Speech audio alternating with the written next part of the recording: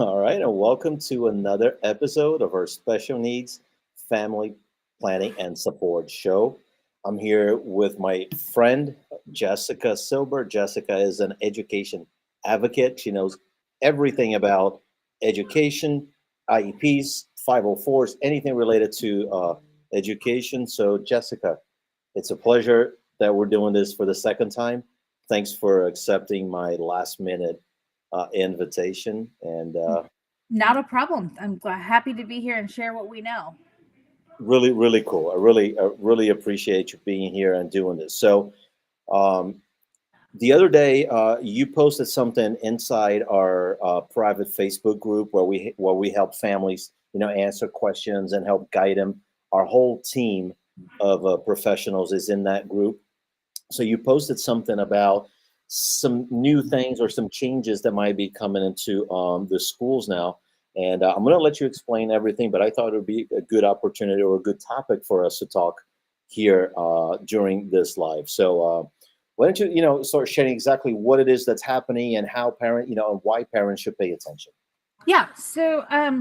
There's something called a PIP or private instructional person that can be utilized in the school, and the statutes say that schools need to be collaborative with outside providers.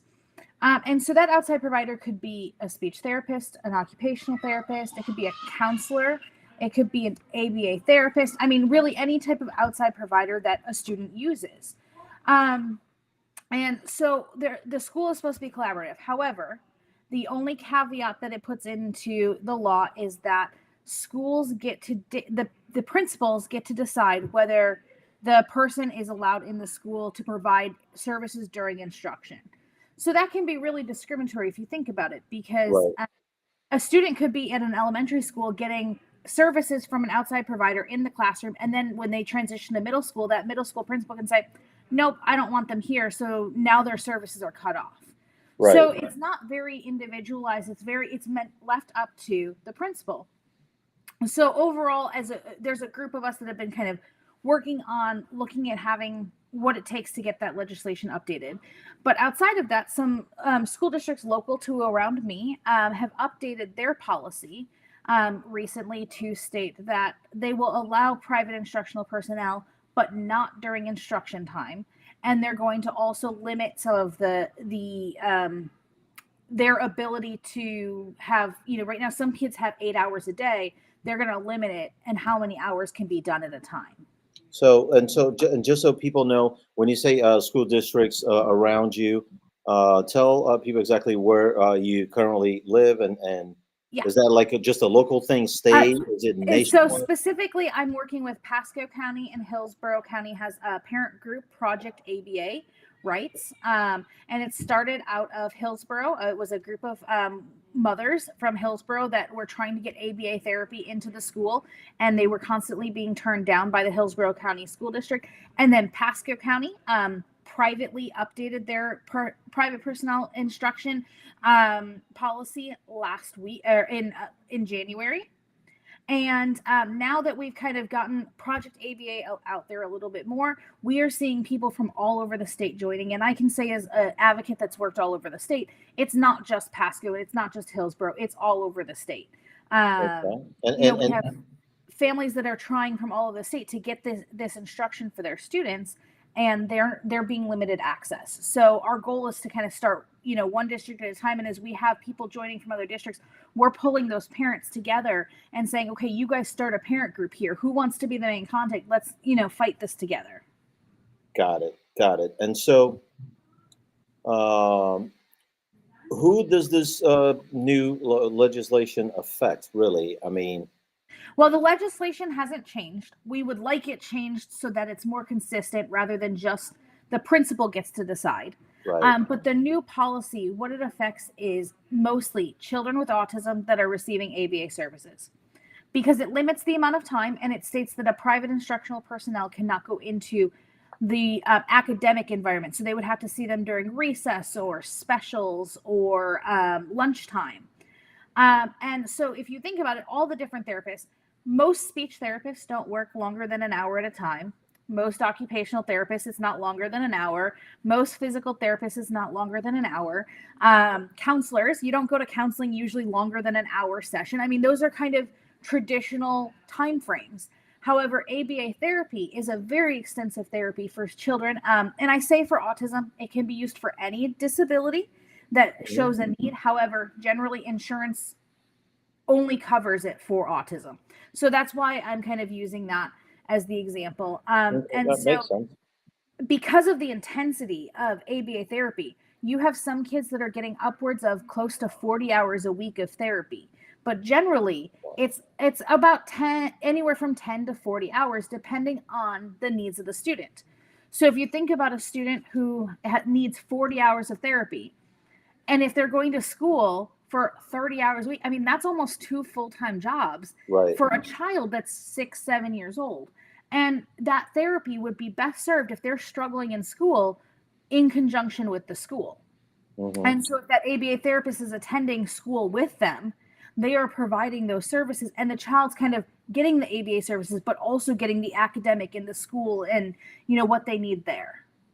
Got it. So I get a couple of questions for you before we move forward. But before we go there, I would just like to tell everybody who's watching this now, if you're watching this live, go ahead and type hashtag live so you know you're here with us, and we'll give you an opportunity to ask some questions before we wrap up. But if you're watching the replay, also make sure to type hashtag replay, leave a question in the comments. I mean, we're here to support special needs families. And do us all a favor, the whole special needs community. Go ahead and share this with the world. Share it with your friends, with your local communities, with your local Facebook groups. Share this everywhere so that you can help us bring this message to more and more families.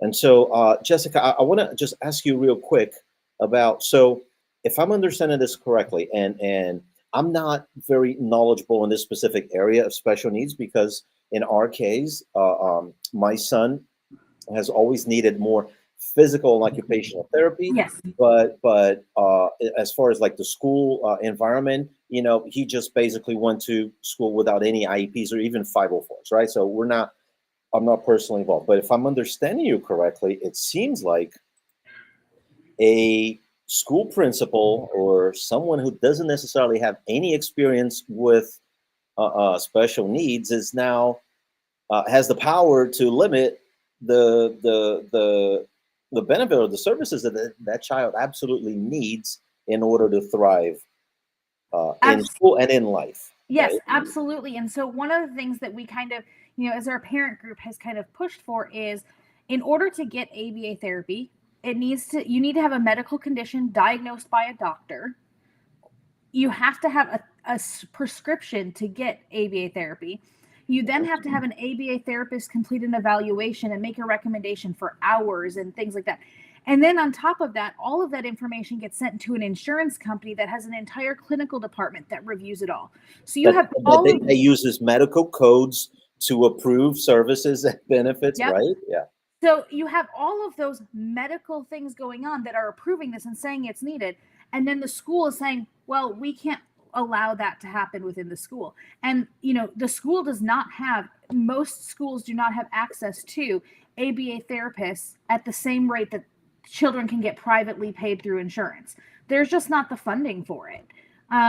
So, if the insurance is willing to pay for it, the doctor says it's needed, the ABA therapist says it's needed, the child is showing deficits in school, there shouldn't be an issue to get this child the services that they need. Right. So why do you think, and I know we may be going into, some dangerous territory here, but I'm that kind of person, right? I'm a challenger. I like to challenge and really start conversations and have profound conversations. So what are some of the reasons you think that a school or a school district would lean towards, this type of, behavior of trying to limit the amount of private services inside the school walls? So there are, some of the local school districts has given us some reasoning. So I'll go ahead and share those first, and then I'll share my opinion. One of the local school districts, Pasco County, has stated on record that this year alone they have gotten over 600 requests for private instructional personnel within the schools, and they feel that too many adults in the classroom can be distracting.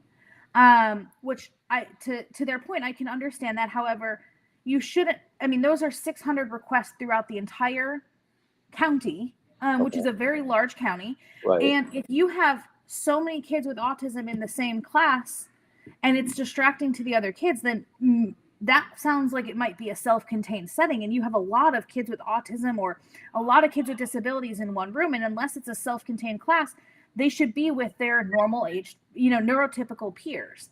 So you shouldn't be in a situation, and I would say it's very rare that you're going to be in a situation where you have one classroom that's got requests for multiple, unless it's a self-contained social behavior communication or autism or intellectual disability classroom.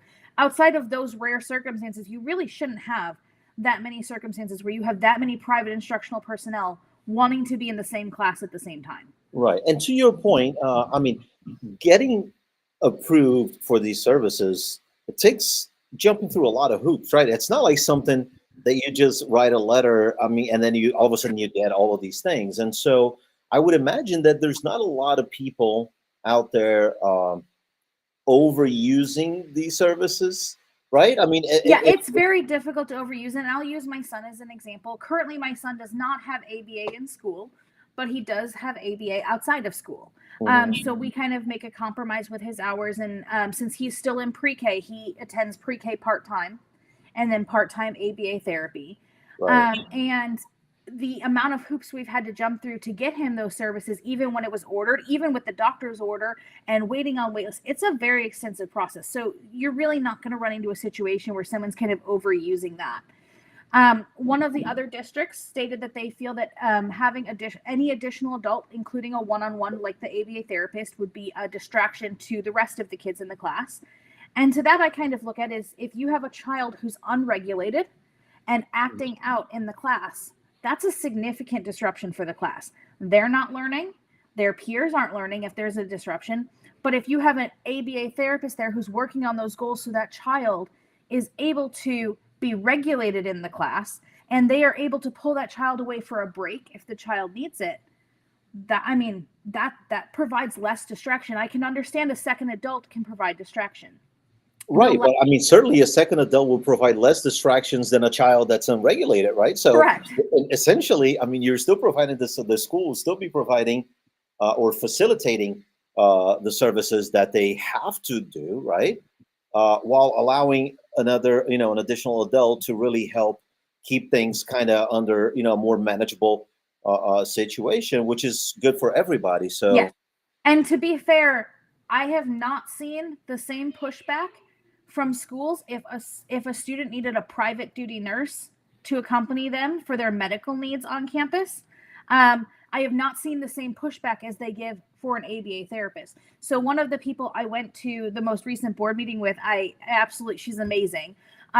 She brought a wheelchair and said, ABA is my son's wheelchair. If your child needed a wheelchair, would the school say, oh, nope, there's not enough documentation, we can't accommodate? absolutely. So I absolutely love her analogy because I think it really points out that if a child needed a private duty nurse medically to keep them healthy enough to be at school, you don't have a school district saying, no, you can't bring that, because that they consider that a safety issue and they say it's a medical need. Well, ABA is a medical need. It's also a medical, exactly. It's also a medical need. And so, it almost makes me wonder if, and we do have a comment here that says, the reason why, some schools, districts might be doing this is probably due to a liability issue. But it's actually, I would think that, if they start allowing, more professionals into the school, it could become a liability issue. But long term, not allowing these professionals into the school could potentially become an even bigger liability issue for the school districts and for the state. If enough parents or if enough organizations, like yourself, people who are really involved, not only as a parent, but also, as a professional and also a volunteer in different things, if enough people get together and they find that the school is somehow violating like federal law or even state law by doing these things, now you could possibly be talking, like major, even like lawsuits, right, against those school districts. So I mean, Yeah, and liability is, I can understand, when someone says liability, but if you look at, each county has to have a private instructional personnel packet. Every single private instruction personnel has to go through a complete background check. There are rules and regulations set up for them. There are safeguards against that liability. And the parents of the student they are working with also have to sign stating that the school district is not liable for the services that that private instructional personnel is providing. So there are safeguards against liability. And there are also safeguards with rules. And I would say one of, the last comment I've heard from school districts is that these private instruction personnel then kind of butt in to work with other kids that they shouldn't be. And I feel like that is a very rare circumstance when you have a private instruction personnel who ends up butting in somewhere that's not theirs. Has it happened? Absolutely. Do I think it's the regular thing? Absolutely not. And I feel like those and under what circumstances or context, right? I mean, they could just be like, acting like any adult will be acting, in a situation. So not necessarily as a professional. So correct. So, there are rules and those can be addressed on an individual basis. Now, if my opinion on this is, there, and I'm not saying that people are doing things wrong, but we do know that throughout the state, we've had several cases recently that have been brought into the news of children with, nonverbal children being abused at school, and then someone caught it and someone reported it, and, different practices that aren't necessarily appropriate. And we know that currently, in my experience, there are cases where teachers aren't necessarily following IEPs. And when you have an additional person in that classroom that does not work for the school district, that has no, doesn't have to be there, and they speak up, that becomes an issue. And I think not only that, someone who has extensive experience in, with special needs education and services, right? Somebody who is probably there watching everything that's happening around them, and seeing things that shouldn't be happening. Yeah, and I think that's implication number one. I also think that, in the background, there could be something else going on, as far as if schools agree that children need these ABA services, they are agreeing that to access the educational environment, the student needs more support. And that could mean that at some point, someone could say, I want this written into the IEP because everyone's agreed, which could then become a cost factor down the line. Especially because not every insurance will cover ABA in school. There's a lot of insurance companies that will say, we will pay for private ABA. You can go to a center or they can come to your home, but we do not pay for it in school because the school should be covering any educational related expenses. So, I can see that possibly becoming an issue in the future. And once again, then that's a barrier that we have to figure out a way around, and that regulations have to be created around that. But we shouldn't be denying kids what they need at this moment, worried about the far out future possibilities of what could become, because we don't even know that that's going to happen. We don't know what could happen with that, except for right now we have unregulated kids, or kids that, aren't socializing, kids that, aren't integrated fully. And we don't have the staffing in the schools to be able to address that. So the ABA helps support that. Absolutely, 100%. So now, we've talked a lot about the problem now, right? We identified the problem. Now, we're going to talk about some of the solutions. You already touched on some of them, but I'd like to explore more. But before we go there, if you're watching this, again, I would like to ask you to share this with everybody that that may benefit from this content. We deliver these lives every week inside our Facebook group. So we have a team of professionals inside a private Facebook group where we help families. We answer questions around everything related to special needs. Like I'm personally in the group, and answering questions about financial planning and how to protect your income, how to build wealth for your child. Alongside our estate planning attorney, Ashley McKenzie, is there answering questions about things like special needs trust, guardianship, powers of attorney, all of these complicated legal things. So like together, Ashley and I, work together on building financial and estate plans for our families. But we also have amazing people like Jessica talking about this, these very things inside our group. We have an occupational therapist, we have a music therapist, a psychologist. So, we created this group really to be a hub of information and interaction for all families that have children with any kind of special needs. And it's also a private place, which means that once you're approved to be in the group, and of course, there's no cost to you, but once you're approved, and we vet every person that applies to or requests to join the group, it's a safe space for you to really be open and frank and just have open conversations with families just like yours and professionals just like ourselves. So going back to the solution now. Oh, and by the way, if you want to join the group, just type #group in the comments, and I'll go ahead and reach out to you after we're done here, and I'll send you instructions how to join this group. So, all right, Jessica. So I'm sure there's a lot of people like yourself now currently scrambling and having conversations about or around possible ways to solve this problem, right? So what are some of the things that are happening right now to make sure that services are not interrupted and more kids actually get these private services in the school? Yeah, so we don't fully know what it looks like, but the parent group and the professional group that went to Hillsborough County superintendent has told them that they are going to revise their policy to be more inclusive, and they're going to look at it. I know from my conversations, the parent group has not gotten that back yet, so they don't know exactly what that looks like and if it's going to be something that they feel is appropriate. But we do know that that's in the works. After we spoke out at the school board meeting and had some recent news articles, the Pasco School Board was we had two members specifically that if you watch the Pasco School Board, you will see there are two members specifically that really spoke up about the private instructional personnel and how important it is. And we are very gracious for their support. And because of that, the district staff has agreed to look at the plan for next year.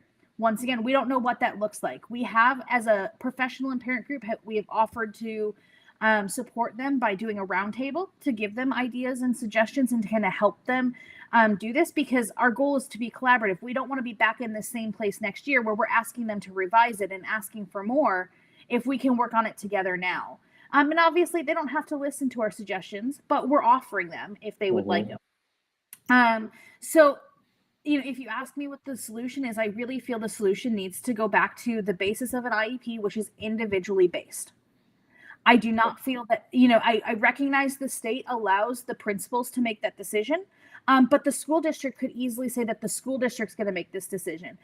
During different types of meetings, there are senior level staff at school districts that can come to these meetings and sit down and really help that have experience and can help evaluate, what the needs are and working with that ABA provider on what they feel the student needs are.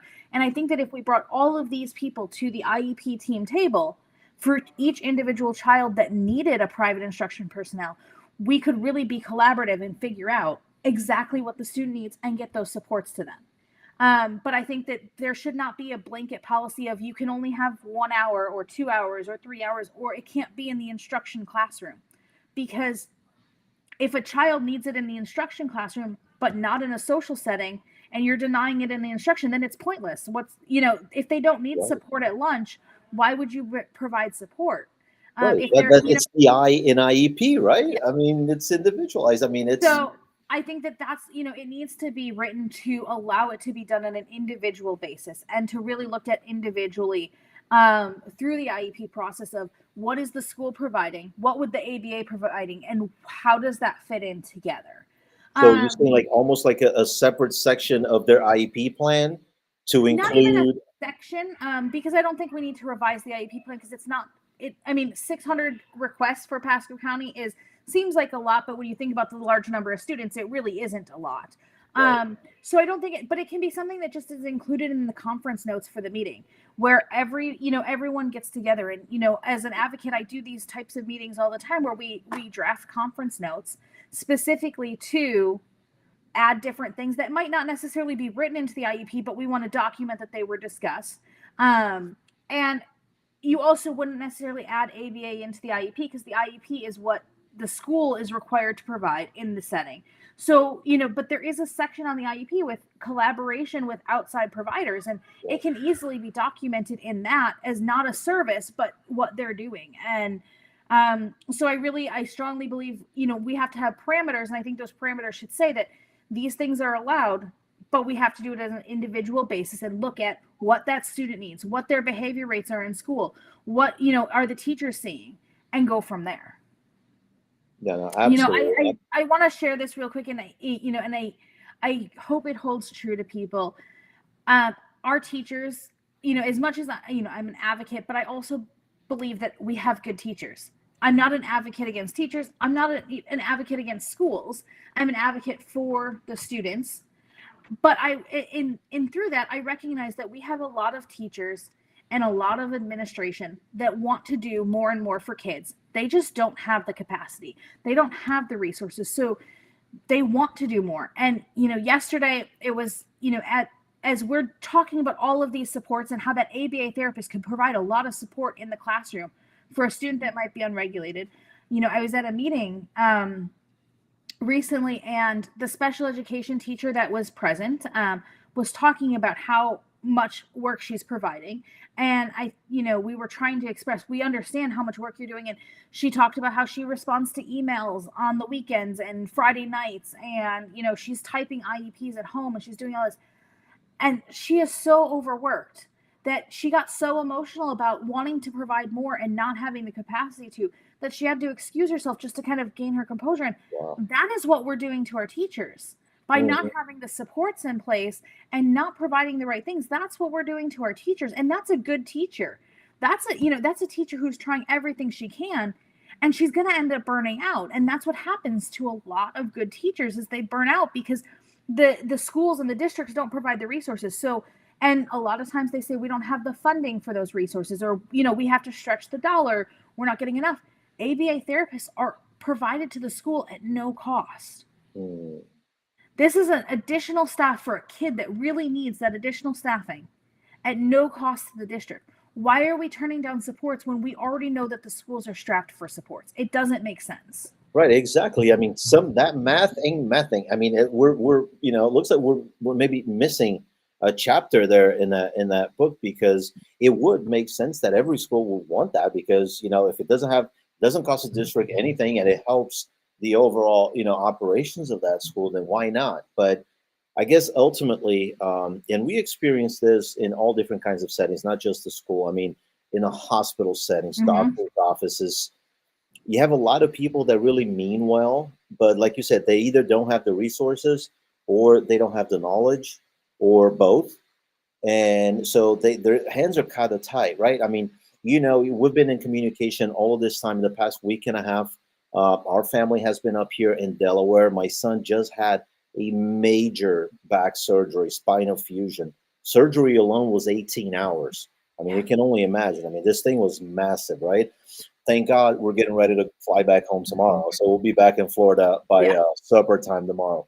But what I'm trying to say is there are certain nuances of watching him recover from the surgery and little things that we know that he needs, that even the hospital, with all of the staffing and the resources that they have, they couldn't really provide everything that we needed or that he needed immediately. So they came back to us and asked us for help. They said, we need you guys to help us help you. So you need to tell us exactly what it's going to look like at home, so we can, because nobody knows your child better than you do, 100%, right?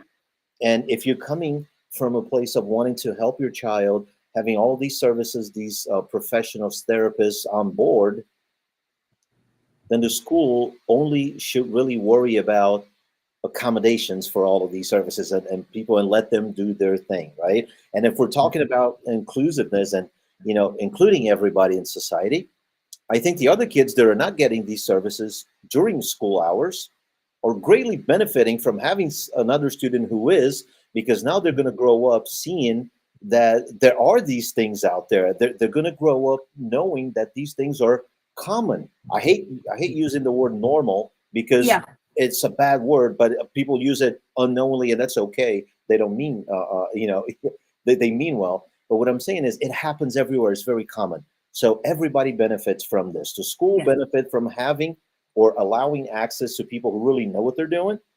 The parents will benefit from actually having those services delivered to their children. The children will benefit immensely, right? Because they're the ones who actually need it. And the other children will grow up in a much better world, that really understands Yeah, differences. and just to kind of piggyback, on that comment you made, just to, because it sticks in my head that we have come a long way in the field of how people with disabilities are treated and what their future looks like and how much support and we are offering to make sure that people with disabilities are integrated into society just as anyone else would be. And we've come so far. But one of the areas that is, is still kind of behind is that area of education and educating our disabled children in the same environment and same way as other peers. We're starting to get there, Mhm. but inclusivity is still something that has to be discussed on a regular basis and looked at, and it benefits all students because the students without disabilities learn that it's okay, that there's nothing wrong. It's not that it's a taboo. They're used to it. So when anyone goes into their adult career working field and they're working alongside someone with a disability, it's natural. It's normal. As you said, it's normal. It's not this, oh, I don't know how to act. I don't know how to respond, because they don't have to act or respond any differently. But they don't know that if they've never been exposed to it. Absolutely. And listen, all of this time that we've been up here, we're staying at the Ronald McDonald House of Greater Delaware, which is directly across the street from the Morse Children's Hospital here in Wilmington. And here in the house, there must be right now about 25 to 30 families whose children are either hospitalized or receiving some type of treatment at the hospital, right? And you have all types of Mm-hmm. disabilities here in the house, right? I mean, you can imagine walking around the floor and having our child in on that floor with the other children and us and the other parents, even though every family has their own story, their own challenges that they're going through now, but we feel at home because we know that the other person understands. They may not know exactly what we're going through, but they understand that we're going through some struggles right now. So there's that, unspoken, I don't even know what to call it, but like when you make eye contact with another parent of Yep. a child with special needs, you don't have to say anything. You just know that they know, and they know, they know, right? I mean, it's Yeah, I think those so parents understand the mountains that you've climbed to yeah. get to where you are. And I hope that one day everybody can look at us in the eye and kind of give us that kind of have an idea what you're going through. So, I'm here Yeah. for you. You know what I mean? Like I understand. Today's kids, when they grow up, I want our today's children to be tomorrow's adults that will be understanding, raising their children in their environment as well. And all of that, we see that changing. We wish it would change, a little faster, but it is changing because of people like you and the work that you guys are doing, really pushing for change, for acceptance, for even at the legislation level, at the state level, to really push for things to happen that'll benefit society in general, but more especially children with special needs. So I couldn't be happier to be this close to you and have you around, and really, because you're an amazing, amazing. I don't know uh, if you truly understand how amazing you are in what you do, but hopefully enough people tell you that so you know. And again, thank you so much for making yourself available and sharing this. I hope that people that have been watching uh, are starting to think more about these things, and certainly want them to reach out to you. So what I'm going to do is I'm going to let you tell people now how they can get a hold of you Yeah. directly if they happen to be watching this, not inside our group, but somewhere else. Yep. So if you can message me through the group, but also if you go to Elevate Advocate, I have a Facebook page. I also am at Elevate Advocate Tampa on Instagram.